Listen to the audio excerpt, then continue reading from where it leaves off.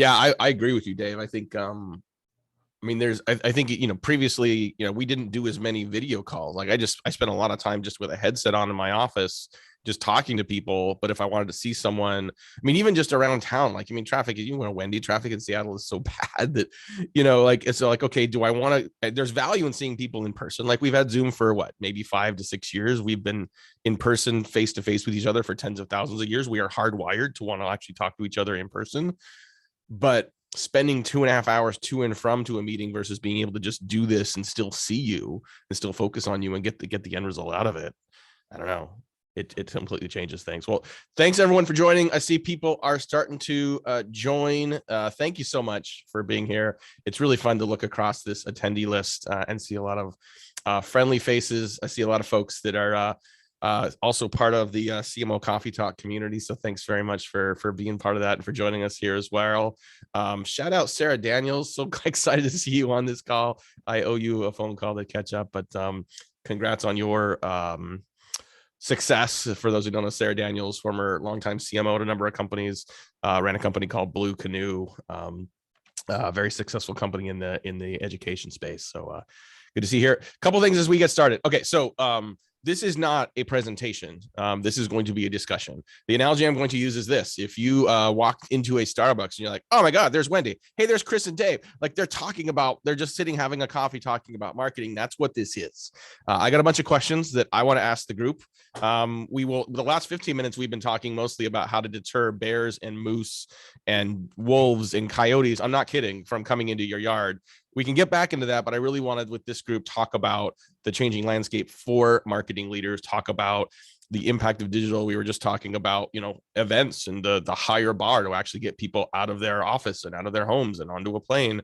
So lots of great places to discuss here. A couple of things I wanted to point out. We've got chat open for everybody. If you have a question for the group, feel free to use the Q&A, but also feel free to throw it in chat. If you have your own answer to one of the questions we're about to throw out to our guests today that I'll introduce in a second, please throw that into chat as well. We'd love to make this sort of a conversation between all of us as much as possible. So real quick, want to just give our guests a chance to quickly introduce themselves. We've got an all-star panel here and very excited for this conversation. Wendy White, CMO from Tiger Connect, actually in the office today in LA. So Wendy, thanks for joining us. Good morning, everybody. For those of you who don't know what Tiger Connect is, I think our other two guests may have a little more well-known company. We're kind of think of us like Slack for healthcare, very specific collaboration communication platform for healthcare experiences. Awesome. Real excited you're here. Also excited. Chris Kohler is the Chief Marketing Officer at Box. Some of you may have heard of a small company called Box, who you said you're in Park City now, right? Yeah. I took advantage of the remote work and decided, like several Californians, to try a new place. And it is October and it is snowing. So that is a little bit of a lifestyle change, but hopefully we're going to get a strong winter here with the early snow. Love it. And last but not least, Dave Gerhardt, Chief Brand Officer at Drift, founder of the DGMG community. Thanks for doing this with us, Dave. Yeah, nice to be here. Good to see everybody. Always happy to talk about marketing from the comfort of my own home. It is. And I think, we were giving Wendy, we didn't really plan on having bookshelves all behind us. But it is where we are. But Wendy, I think maybe we'll start with you and we'll just going to start round robin this a little bit. We were talking before we clicked the start webinar button, we were talking about some of the changes that we have seen for ourselves in the last year and a half, the ability to sort of move somewhere else and still largely sort of get the same work done. And obviously that has changed a lot of sort of how we've operated our own marketing efforts as well, right? Where, it was one thing to say, well, should we do our booth different this year? Or should we do a different happy hour party at the event? Well, what happens if events go away altogether? And what happens if when they come back, people aren't as willing to go? So how has, especially relative to your digital strategy, how has your go-to-market effort changed in the last year and a half, especially around some of those adjustments that are now becoming permanent fixtures of your strategy? Well, I think we've all seen the rise of these, virtual events and the relative importance of them in our marketing mix. I started off last year working in travel, business travel. And as you could probably imagine, that was chaotic and crazy. And when we started trying to offer educational, virtual events for our market, to help them understand what was going on, we saw events that, previously would have pulled maybe 100 or 200 folks get upward of 15 or 1,700 folks attending. Now that's, I think, died off a little bit. We've all gotten a little bit of a virtual event or webinar overload. The numbers have come down. And also the bar has just increased in terms of the expectation that your content is going to be incredibly compelling and rich for your audiences. Well, and I think that there's what we observe and how we're changing sort of our go-to-market efforts. And then hopefully a lot of that is based on what we see from our buyers, right? I mean, the best companies in the world, sustainable best companies in the world, aren't focused on necessarily product and service. They're focused on customers and problems. And if you follow them, then you're going somewhere. And I'm curious, Chris, how you have seen some of that shift over time. I would imagine that, going remote is a bit of a boom for a business like yours. What shifts in buyer and customer behavior have you seen, and how have those led to sort of priorities for you from a marketing perspective? Well, I think to sort of piggyback on what Wendy said is the benefit of digital first is the scale and the reach, right? Where we can actually do these events and we can reach a much bigger, broader audience that might not have been able to travel in for whatever the event. We just did our large scale event, BoxWorks, a couple of weeks ago. And again, it is less expensive. The reach is great, but you're missing that sort of personal connection around that. So that's one of the things that we're trying to figure out long-term is it hybrid? What does this look like? How do you get the best of both, where you can have small, intimate gatherings with people if they're willing to actually get on a plane, and the bar is really high. So you have to actually create these experiences, and we're all competing with each other of like, who can have the best guest speaker, and we're spending hundreds of thousands of dollars crazy now getting there. But I do think this is one that we're going to be struggling with for the next 12 to 18 months of how do we actually drive engagement? Because the challenge is, just because we have an event going doesn't mean that they're fully engaged and paying attention, or they join for the first half hour, drop off, and then don't come back. And so there's that really that intimate sort of engagement that you just don't get in digital. I think we're struggling with. I think it's a perfect time to just like rethink. I think one of the missing ingredients in marketing, like ultimately your marketing channels are a reflection of where you think your customers are spending time, right? And so like you have to use the context of 2021 to make that assessment. And so like 3 years ago, easy to travel, no problem. Having an event was a great move as a brand. And because a lot of these bigger companies, I'm sure Chris can talk this, but like you don't do the big event just for pipeline. That is a brand event. That is an employment brand event. That is a culture event. You do it for many other things than hardcore sales revenue. And so like, I'd actually argue that if you really want to drive revenue from an event in a B2B context, your better bet is to go small and probably do like targeted things, which people are more likely to go to. And so I think you have to think about like, okay, what am I trying to achieve with this? I want something that can achieve this type of reaction, this type of press, whatever. Maybe the vehicle used to be an event, but now it's something online, or maybe you go and do a fully branded, TV show, or you do something on YouTube. I think that the channel is different. I think you can't just take the playbook. Well, we've always done events in B2B, and so let's keep trying to jam it in. And it's like, no, this is the perfect opportunity to press pause, readjust based on all the channels you have, and then make a new strategy moving forward. Well, and Dave, I think that what does that creativity look like moving forward? And I think, from an events perspective, we've been doing that for 20, 30 years, where it's the same playbook of field marketing. It's like, hey, we're going to go drive executive engagement. We're going to do dinners. We're going to take them to these events. We're going to work through that. Now in this new world, like people are dispersed. And so even on this call, like everyone is sort of all over the US and all over the world. Like, how do you do that in this new world? And maybe that playbook, like you said, just needs to be thrown out, and we need to reimagine what different types of content and engagement and what video brings and all that it's sort of the next evolution of marketing, which is kind of fun to be part of for sure. I think when everything shut down, in March of, 2020, I think there was that, I can't remember what day it was, when like the NBA shut down the same day we found out Tom Hanks had, COVID-19. It's like that felt like a very monumental really day. real. Yeah, I mean, on that day, I remember around that day when I heard someone say, "Oh yeah, they're not going to play baseball shut down. They're not going to play till the All-Star break." I'm like, this can't possibly last that long. Here we are, a year and a half later, and it's still around, right? And so, I thought it was going to be easier to plan for 2021 when we got the end of last year. Here we are in almost November. And so planning for 2022 hasn't gotten any easier. I love, Dave, your comment about sort of your go-to-market strategy is a reflection of where you think your customers are.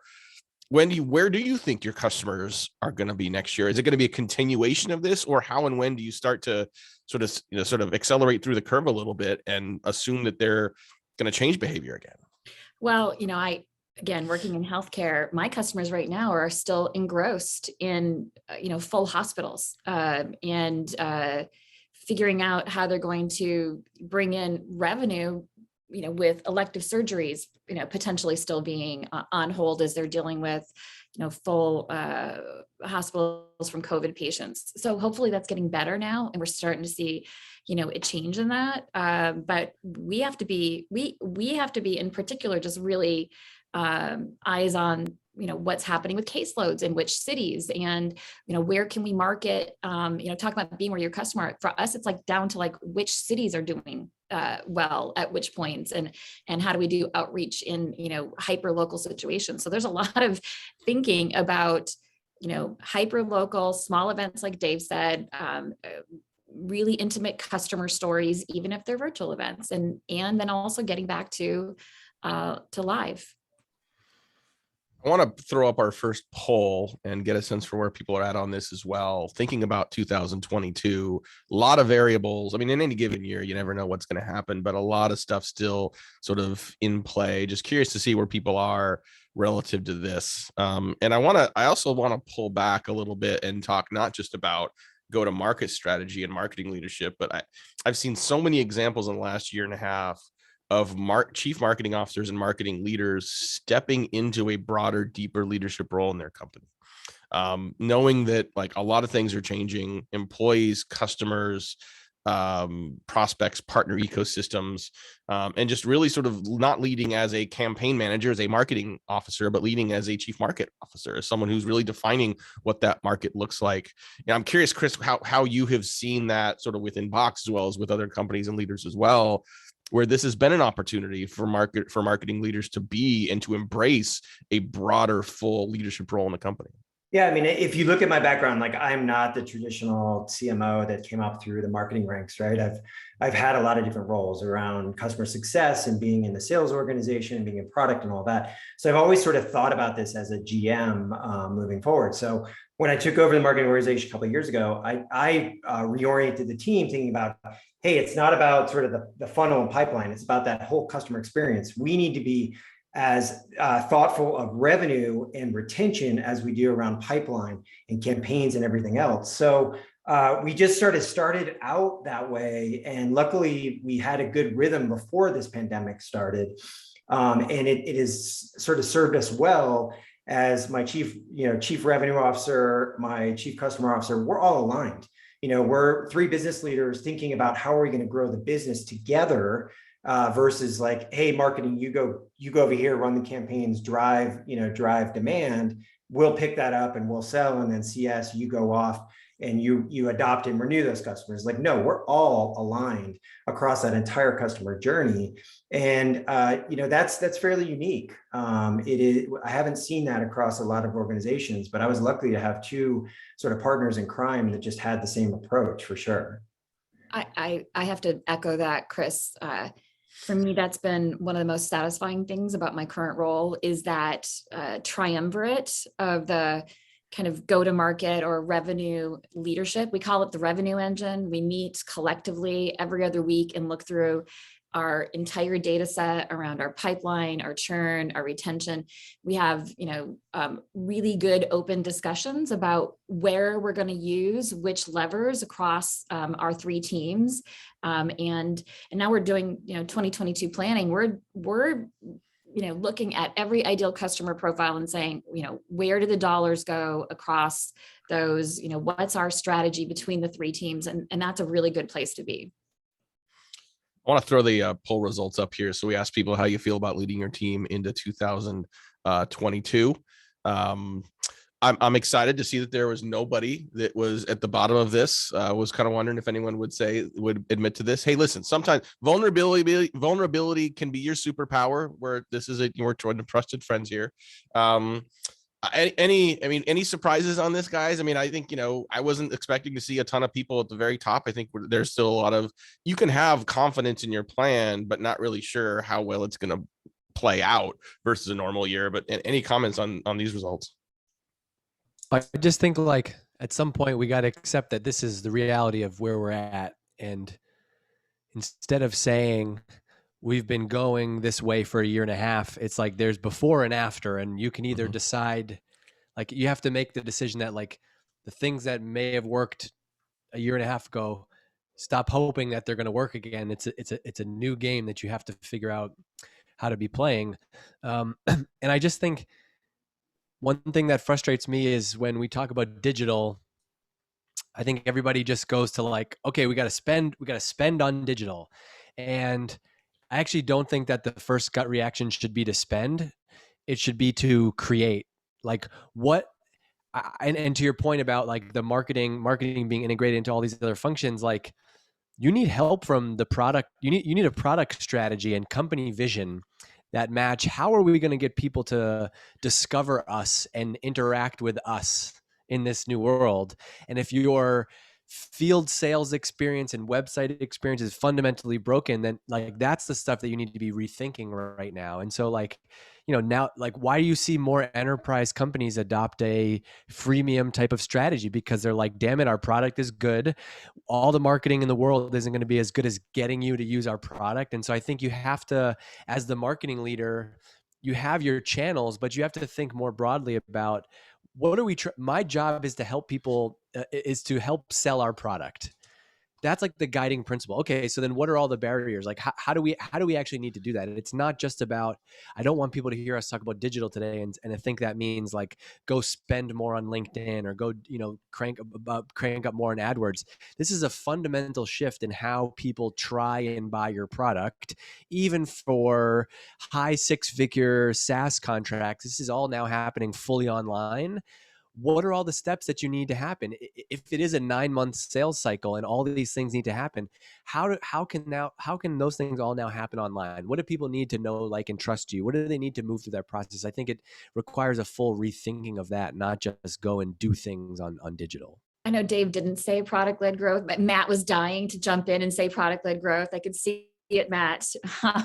Right. And for those who have the buzzword bingo out, like there you go. I said it, I put it out there, but Dave, I couldn't agree more. Like we had a really great chat last week in the little CMO group that Matt and I are both in about product-led growth and about that, experience, creating either a snack of your product online or creating an entire strategy around getting people to try it. And then more and more experiences building up that and sell them up in the platform. And just like the product fit is so important. Like, do you think that the Zoom marketing team was pounding their head against the wall, wondering how they're going to build pipeline for the last 2 years? No, they've had more demand than they can keep up with. And so like, that's just one example of how there are multiple ingredients that matter. Like, time, what's happening, your place in the market, your actual, how people use your product, all those things matter. And your job as the marketing leader is to be able to push in all those areas of the business, not just like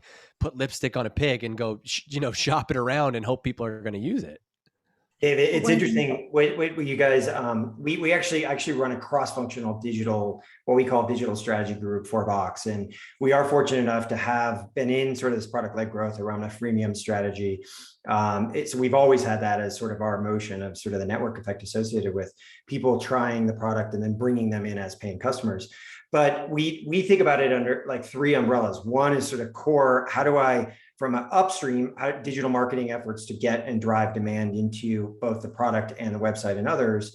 We have a freemium, we have a sort of conversion team, a cross-sell, upsell team, we have a retention team, but I also partner very, very closely with our product organization around the onboarding experience and adoption, because again, I can go drive all of these net new users, but if they're not actually actively using the product, and who else knows how to engage with customers in a way that's going to get them to drive action, that we do that. So again, it's like that entirety of the customer lifecycle. I see it sort of my responsibility from sort of top of funnel all the way through to renewal. Marketing can help play and facilitate that journey is sort of how I think about my role in the organization.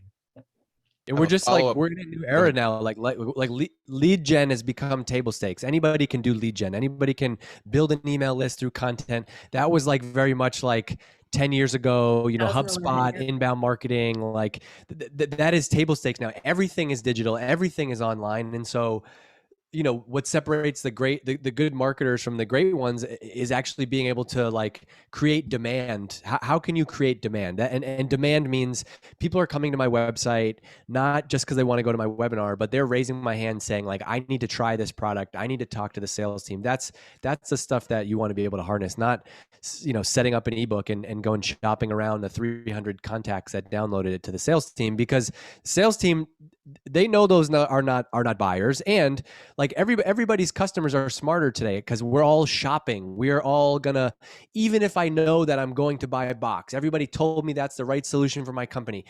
I'm gonna do. We bought a minivan a couple months ago. We knew we were gonna get one particular one, but just to do our own due diligence, we went and drove the other two, right?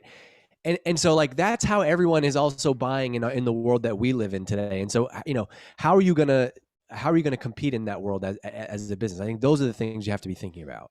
I might have said to the whole company during our like midsummer strategy update to the company, I might have said that MQL's dead, and I freaked out many of the marketers in my team, but I really believe it. You know, I'm 100% with you, Dave. It's not about lead gen. It's not about like put up a ebook and see who gives you their name. Like if, you know, free the content and focus on the experience and the demand gen and the, you know, as I've heard a few other great marketers say, you know, inspire, entertain, engage, stop worrying about putting a gate in front of an asset. Chris, we were talking about this before we got started, that, you know, this, you know, we were talking about the difference between, you know, appointment setters as BDRs and demand creators, right? And the fact that it's, you know, no matter what you are selling, no matter how complex the buying process or the buying committee is, it's not a single form fill that's going to do this. It's not the white paper download that generated the deal. There's a body of work that requires some consistency to build trust, to build credibility, to build preference, to build an understanding of a problem that someone may or may not know that they have. And so I think who else other than the chief marketing officer that understands the customer, that understands what it takes to build authentic. I love your concept, Dave, of, you know, a lead is not demand, right? Those are very different things. Chris, what are some things you're seeing that are working to help orchestrate that across departments and across a body of work? Yeah, I mean, I think it's a mentality within the organization as well, right? Because everyone has KPIs that they're trying to optimize against. But those KPIs, ultimately, at the end of the day, it should lead to revenue, right? Ultimately, we're trying to grow as an organization. And some of these tactics are sort of ends to a mean, right? That we're trying to grow the business. And I see too often departments like high-fiving saying, hey, I did my job, I got this across the line. And then it's not actually turning into revenue. And I've seen that a lot from a marketing perspective, where, you know, we're creating all of this, Dave, as you described, sort of opportunities to have conversations, maybe it's MQLs and others that aren't actually converting. And we might be missing from a sales number perspective, but we're high-fiving because, hey, we did our job. It's like, well, shit, that doesn't matter. Like, who cares? You know, the company doesn't grow based on how many leads or MQLs we've created. It grows when we actually, when we close more business or retain more business as well. So I think it's like change the mentality of the organization, not to think about those KPIs, think about the big KPIs, revenue, retention are the things that ultimately matter. And then they could start to change their mindset around what is it, the tactics we need to go do that ultimately are going to help with that. And so if we do some sort of activity, the measurement isn't just pipeline. What if it's just engagement? Like one of the big challenges, I think, you know, especially SaaS companies in general struggle with is we keep putting out new innovation, new capabilities, and customers get sort of stuck in the mindset of how they think about you. Yet the product team is delivering all this innovation and no one's actually using it. So one of the things that I'm trying to do with my team is eliminate the phrase, I didn't know that you guys could do that. As with our existing customers. It's the thing that kills me the most. because when you get into these, are they getting value out of what the services we're providing?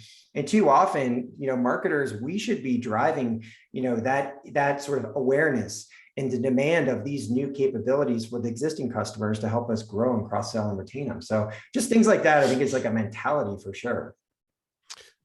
We're starting to get some good questions in from the audience. So thank you to Nimi. Good to see you here. Thank you, Dave. We're going to get to some of these questions. If anyone else has a question, here's the deal. If you want, I'm going to just ask these questions of our group and throw some meat to our audience or to our panelists and let them go at it. If you want to, I have a lot of power on this webinar. I can allow an attendee to speak, to have audio. I can promote you to a panelist if you want to ask a question directly. So Nimi, if you want to chime in, we'd love to have you join us. A couple of things. I want to get to Dave first because I think this question came in first around the role of outbound marketing in your organization. I mean, I've seen so many different definitions of what outbound marketing really actually means, but like, how are you thinking about outbound versus inbound? Do you really care? Is it more a function of sort of where the buyer is and what they need to see, and the channel is just sort of fits in the right place naturally? I'm curious how you guys are thinking about outbound versus inbound, especially as you plan for next year. I think outbound to me typically today at most modern companies is coming on the sales side. It's not really, I don't know. I'm not sure outbound marketing, I guess you could call that advertising or other channels, but I think in the simplest form, doing outbound is typically done by sales reps. And I would say at most companies, and Wendy and Chris can correct me if this has been different in their experience, but there's some sales and marketing together have a shared pipeline goal. For example, the company revenue goal is 10 million. Therefore, sales and marketing together need to add 3 million, add whatever, $30 million in pipeline this quarter. Of that 30 million, marketing is going to create 70% of it. Sales is going to create 30% of it. And then this is where the planning is so important. The how of that, well, how are we going to create 30% of pipeline through sales? That's going to be through BDRs, prospecting. That's the outbound motion. That's how I've seen it typically. Well, and Chris, we were talking earlier about sort of this blurred line between sort of sales and marketing, and where does the BDR sit and what is their role? And is it just a siloed like appointment setting machine? Like that doesn't work sustainably well. And Dave was really sort of, his question really gets down to, it's outbound selling versus inbound marketing and lead follow-up, right? And so, I know you're pretty passionate about sort of how this mix works and how you integrate this. So curious to get your thoughts here. Yeah. And it was interesting, Dave, you just mentioned that, like, I just got off, I had to drop off our global pipeline call with North America and EMEA, where together sales and marketing across pods are trying to figure out what does that mix look like, what's working, what's not working, and drive the collaboration. And we have both an inbound and an outbound team all under the sales organization. And we do that partly because of just career pathing, right? And so, we hire sort of early career people, they get an opportunity, some of the toughest jobs, quite frankly, in the industry. They sort of earn your stripes there, and then you hope that you promote them into sort of we have an SMB and a mid-market and enterprise. So they sit in sales primarily because we want them to have career paths, moving forward. But marketing obviously plays a very, very close role around what is the messaging, what are the sales plays, how are we doing this together? So, but right now it lives in sales just because there's career path opportunity for them. Nimi, I just brought you in, and if you want to join us on video, it's totally up to you. But this is a question you have, but I know that you probably have a comment on this as well. It's sort of like, how does the BDR function fit into how we think about demand gen? It's not just a post lead or post demand sales function. It's part of an integrated approach. Right. Hi, everyone. I don't know, my video is not working, so we'll stick to audio. I think one of the things that we've noticed is along the lines of lead gen versus demand gen is that BDR follow-up on leads is getting less and less effective, right? When people are not ready to talk, they're not ready to talk. Every once in every blue moon, you'll get lucky, but as a strategy, it's failing.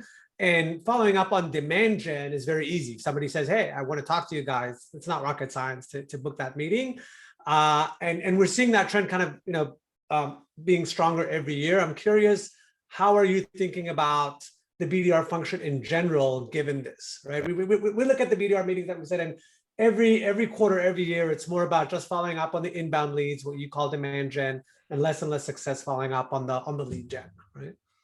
I'm kind of shaking my head because I think, so first of all, the BDR, SDR, I'll to Chris's point, is the hardest job, I think, in marketing and sales. There's zero doubt about it.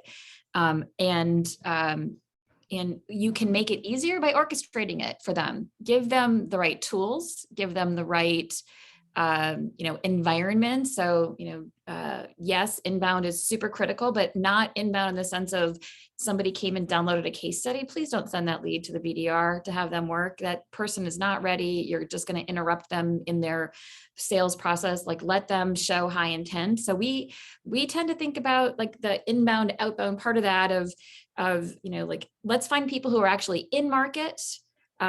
Let's then decide how to surround that buying committee. We have a very complex enterprise sale. We want to know who else is in that buying committee and try to reach out to them. So our motion is like, if we see an account surging, or we see some great inbound, then let's figure out the other personas that have a role in that buying committee process and surround them with some outbound sequences, et cetera, to try to hit the right selling messages for everybody in that buying committee. So and we try to do that in a very orchestrated way around that concept of somebody or an account being in market.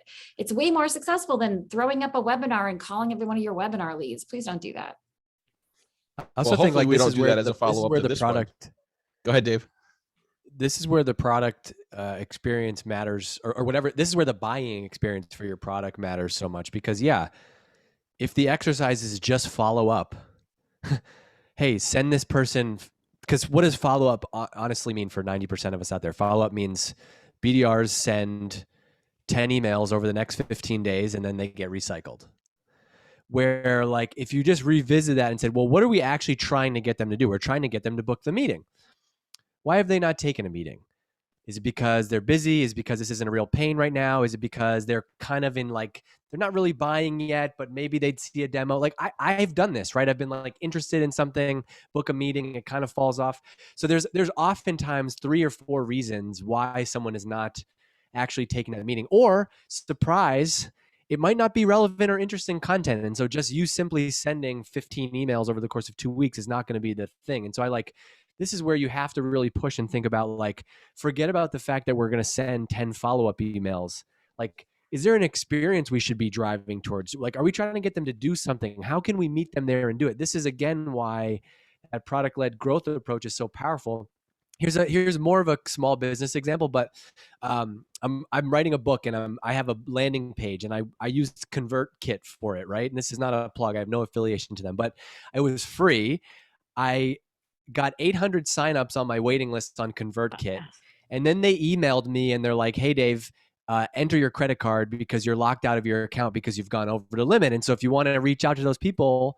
And so, damn it, guess what I did? I gave them the quickest $30 a month I've ever given anyone in my life. And now I'm a customer. And like, that's one small example how, like, did ConvertKit need to creatively follow up with me 100 times? No. Did one of their sales reps have to send me that email, like where the file cabinet fell on me? Like those like old corny memes. Like, it shouldn't be your follow-up efforts shouldn't be a gimmick. There should be something that is baked into the DNA of like the solution you're trying to get people into. Yeah, David, it's a good point. And again, how quickly can you get them into an experience to actually solve the business problem of what they were looking for before, versus, hey, it's a set of, like you said, a set of 10 emails that ask me if I have time today, for a 15-minute call. And it's like, guys, like these strategies just don't work any longer. We're all inundated with just so much messaging that we just have to change that approach. And like you said, we're spending a tremendous amount of time both on our freemium effort, but also our trial experience. Get people's hands on the product, because that's the best selling motion versus sending them another piece of content for sure. Well, we're 35 minutes in. We've gotten through about one of the seed questions, which is awesome. But this is exactly what I was hoping to get to. And I think we're talking about what's relevant and of interest to people. I did want to pivot. I mean, we've been talking a lot about go-to-market, and I think we could spend hours talking about buying journey and sort of the integration here. I do want to pivot to our roles as leaders internally.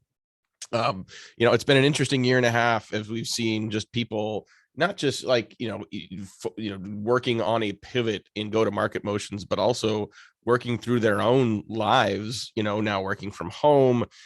We continue to see, elements of the great resignation as people now sort of decide they want to go somewhere else.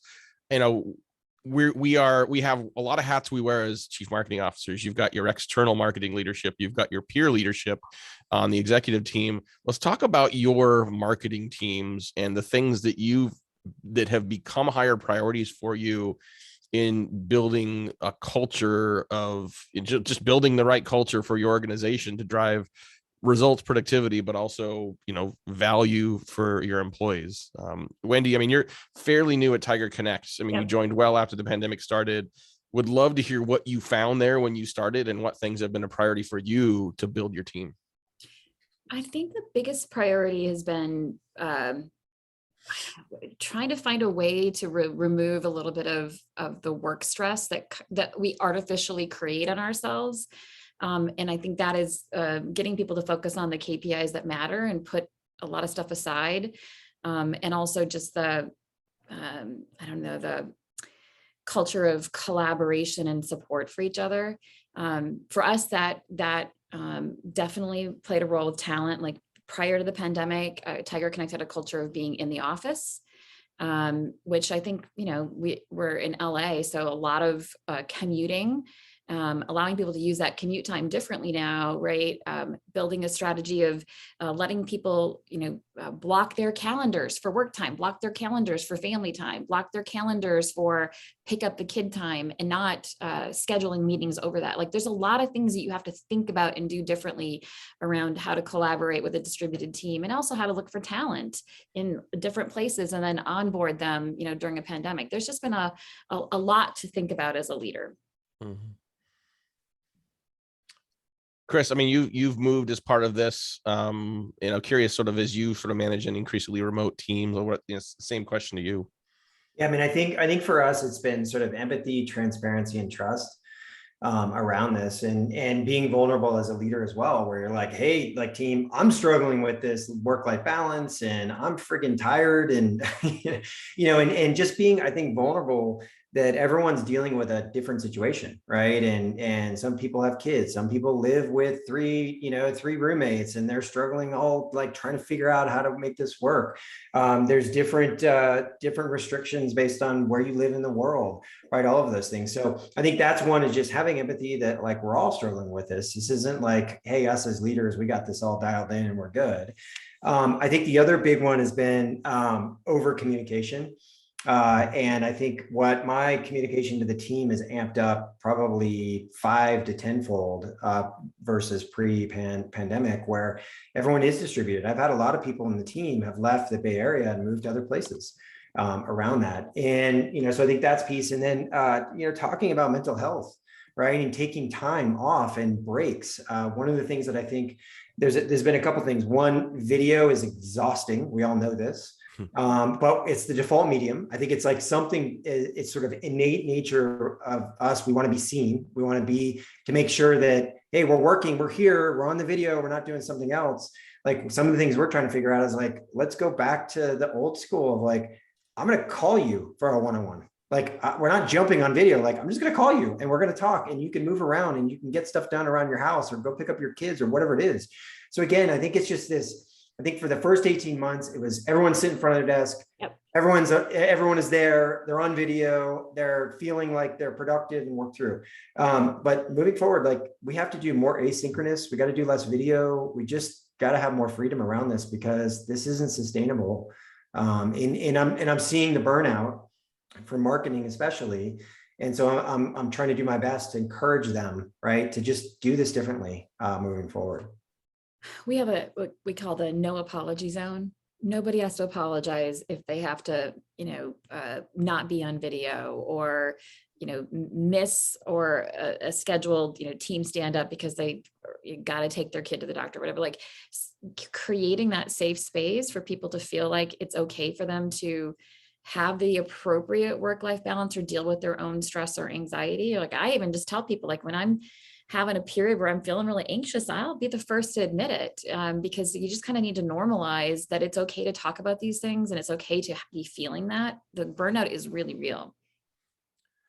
I think Russ Sommers, who is the CMO at Trust Radius and he's CMO at Lithio now, I remember him saying, when you're one-on-ones that hopefully you're having on a regular basis with folks on your team, ask them how they're doing and ask it twice. Yeah. Because the first time you ask that question, like, oh, I'm doing pretty well. I'm like, okay, like, all right, how are you doing? How are you really doing? Yeah. Right. Like, ask that twice and do that on a consistent basis and prove to people you're not just doing it as small talk. Because I think some people, they feel like I really am very anxious. I'm very worried about X, Y, and Z. There's other things that are clogging my brain, but I don't want to burden my boss about it. Or like what they don't want to hear, I'm not doing okay. They want to hear I'm fine. So we can go on and talk about pipeline or whatever. Right. And Chris, I see you nodding your head. I mean, I think, this is part of being a leader today. Right. I mean, when my dad was leading, like this stuff wasn't talked about. To me, I mean, thank goodness it is, because this affects the whole person. The whole person comes to work, not just the employee. Yeah, I do have one. ahead. I'm coming at this from an interesting perspective where I'm in a role right now where I don't have a team and I don't have direct reports, and so I won't offend anybody by by saying this. But having been that person in the past, I think one of the hard things though is that you can only help, you can only be so transparent and so helpful with somebody where you have to enable your team to manage their own time and manage their own careers. Because I think so many times I've had conversations with somebody who's telling me that they're burnt out, and I'm telling them, take the time, and you have to actually, and I've seen this happen so many times now where like, it's always the person who works, the late worker, the hardest worker, they're grinding. They need to take that first vacation and come back to work and realize, everything didn't break. Life went on. And so like, even for me, I still have to do that. Right. And so I think like, I wish there was a way to like force people to take the time, because I do have the conversation with a lot of high performers that are like, I know I'm stressed, but there's always something. I just got to get it through this next month. Well, so-and-so's out now, and so I can't go out. You have to really push people and make them take the time off of work, off of Slack, off of email, like literally do not respond, because how many times do we all say, are we off, but we're still responding? You need the full mental clarity of like, a week of not thinking about your job, and you're going to come back being a much more clear and happy person. I just wish sometimes that we could force people to do that, because that's often what it takes. You got to rip the Band-Aid. You have to get outside. You have to get out of the office and then realize, you know what? The company didn't fail because I took my 5 days of vacation. Yeah. You role model it yourself. When you're on vacation, turn it off. Like role model it yourself. And then also like one of the things we do on our team is we ask, hey, what's everybody's plan for vacation this summer? Or, hey, what the holidays are coming up? What's your plan for taking time off? Normalize that it's a good thing to have a plan and to take the time off.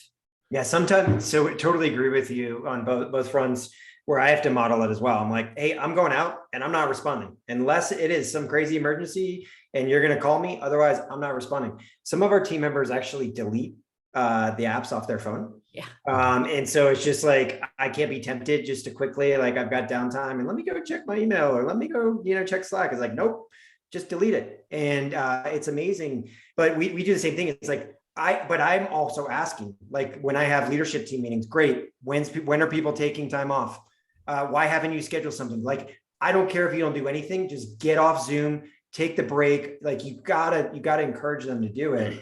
Or they just don't do it. And especially when, depending on sort of their comfort level of travel and doing other things, they may not want to go do that. But in reality, just being at home for a week without being on video is as beneficial as, going on a vacation and those sort of things. So again, it has to start with the top. We've got to encourage this.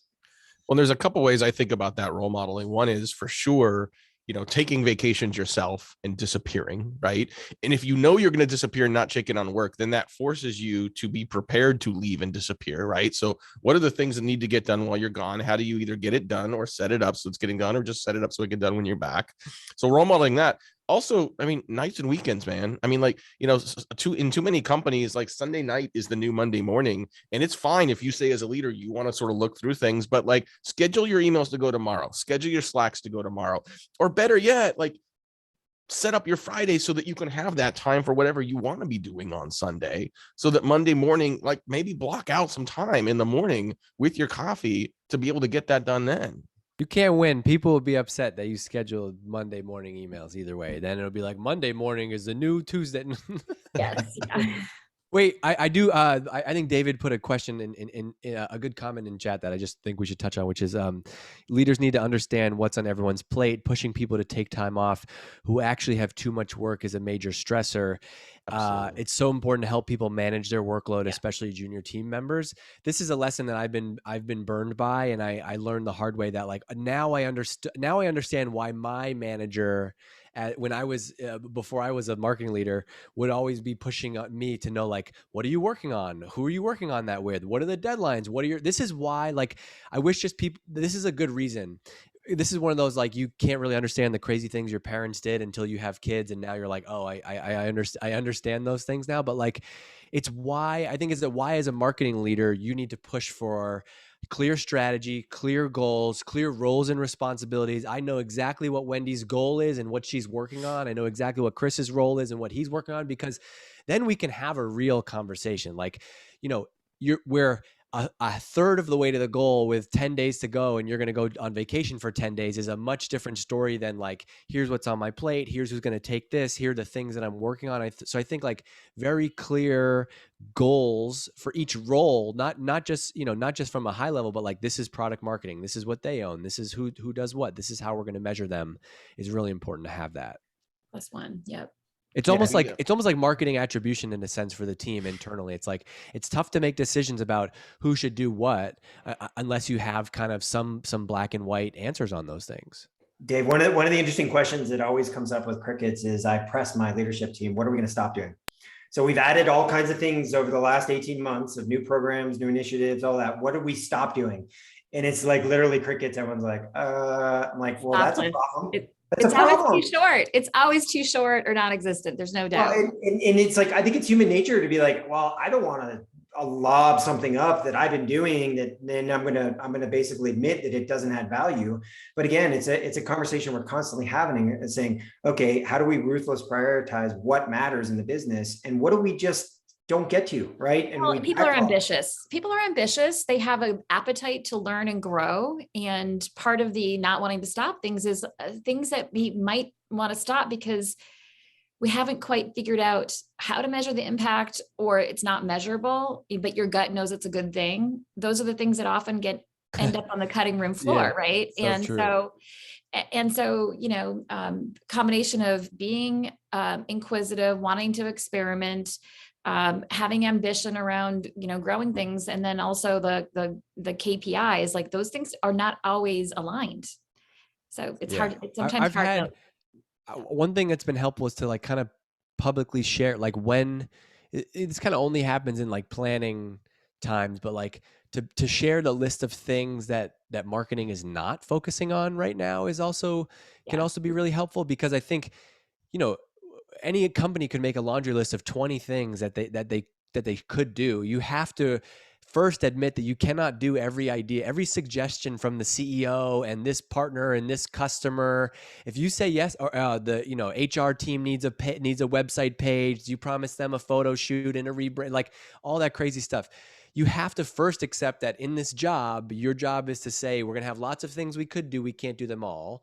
And so, hey, here are the 5 things that we're focusing on. I think when I have been most effective as a marketing leader, it's been when I have, hey, CEO, whoever I report to, here are the 3 things we're focused on. Agreed on that? Agreed on that. You got it. Then we can go and create a marketing plan and team strategy based on those 3 things. And then we can kind of always audit and adjust, like, well, which one of those goals does it serve? Well, it serves our goal of building our reputation. Then yes, it's harder to measure this right now, but I think we should keep going and do this podcast every week. Well, but I think part of what you just said, Dave, is as a leader too, having that gives your team a framework to say no. And having a framework to say no is one of the most important things that you can give them because again, ambitious people want to experiment, et cetera, but they also are highly customer service oriented. Marketers want to help out the sales guy that asks, can you set up my view for me in Salesforce? No, I can't do that. Like, no, right. I might know how to do that, but I can't spend the time on that. Right. The people want to say yes. They want to say yes to the HR photo shoot.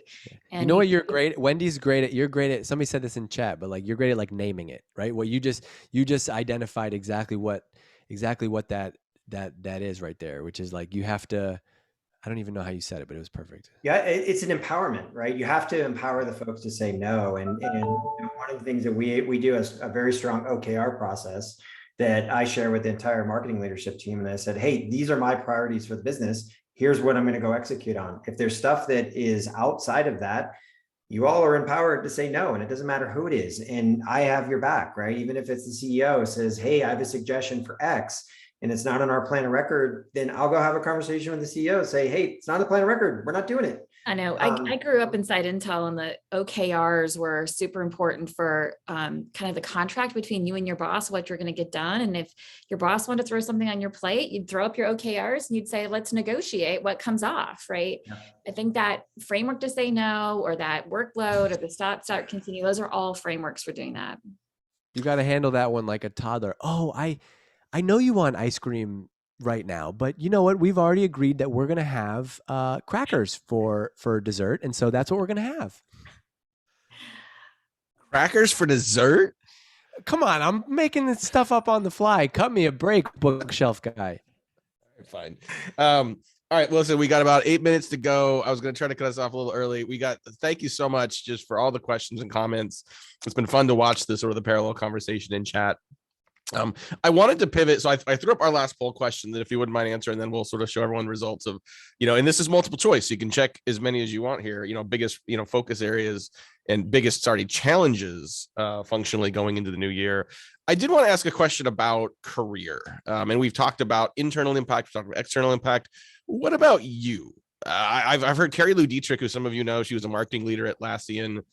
She does a lot of CMO coaching and consulting now. She has a good talk track around your career as an investment portfolio. Yeah. So to understand, what risk are you willing to take? What is, what's the outcome long-term you're thinking about? Thinking about career design as a CMO, as a marketing leader.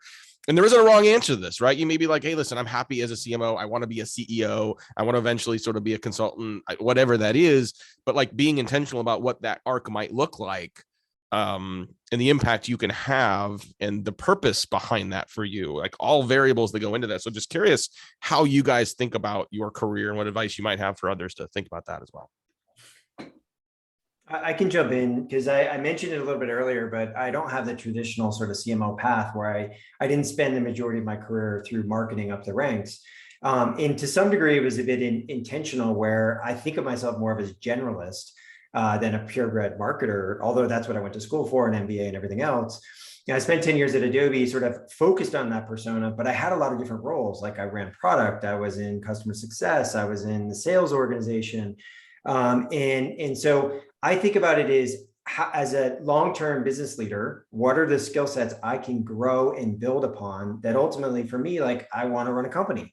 I would like to be a CEO. And so I'm building those experiences along the way to help me set up for that. And, I left Adobe after 10 years, had a fantastic run. I was running the go-to-market and product marketing for the Creative Cloud Enterprise business, little products like Photoshop and Design that some of you are familiar with.